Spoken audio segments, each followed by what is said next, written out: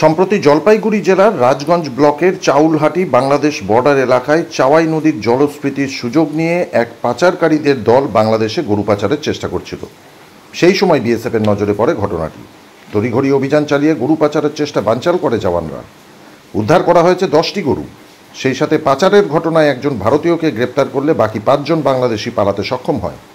সোমবার রাজগঞ্জ থানার পুলিশের হাতে ওই পাচারকারীকে তুলে দেয় বিএসএফ জওয়ানরা। ধৃতের নাম আনোয়ার হোসেন, বয়স 32 বছর, রাজগঞ্জ ব্লকের সর্দারপাড়ার বাসিন্দা। জেরার পাশাপাশি এদিন তিনি নিজে মুখেই ধৃত গরু পাচারের কথা স্বীকার করেন।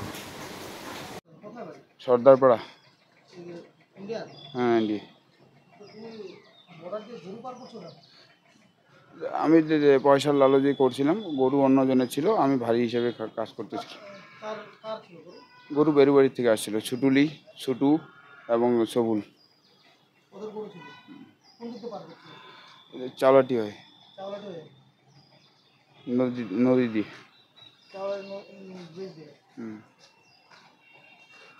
আমার নাম আনোয়ার হোসেন, বাবা আকবর আলী, গ্রাম সর্দারপাড়া, পোস্ট ভক্তিপাড়া, থানা রাজগঞ্জ।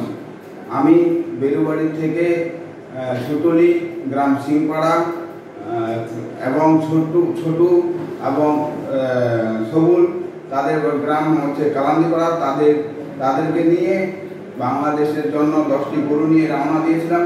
2টা গাড়ি ছিল, গাড়ির মধ্যে ছিল একটা ছিল মারুতি ভ্যান, একটা ছিল টাটা আইসি। মারুতি ভ্যানে 6টা লোক ছিল এবং টাটা আইসিতে 9টা গরু, একটা লোক ছিল। সেখান থেকে ডাইরেক্ট আমরা ফকিরপাড়া আসি। ফকিরপাড়া এসে নদীতে করে বাংলাদেশের জন্য নিয়ে যাওয়ার জন্য রওনা হয়ে সেখান থেকে বিএসএফ ব্রিজের সামনে বাংলাদেশকে পিছা করে, সেখান থেকে পিছা করতে করতে চা বাগানে লুকিয়ে পড়ে। চা বাগান থেকে বের হয়ে তারা পাট খেতে লুকিয়ে পড়ে। পাট খেতে আমিও ছিলাম, সেখান থেকে আমাকে বিএসএফ ধরে। এই পর্যন্ত আমাকে বিএসএফ কোনো টর্চার করেনি। সেটা আমি 3000 টাকার বিনিময়ে কাজ করেছিলাম।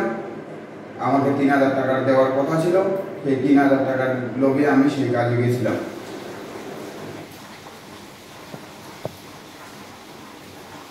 ব্যুরো রিপোর্ট, সংবাদ বাংলা টিভি।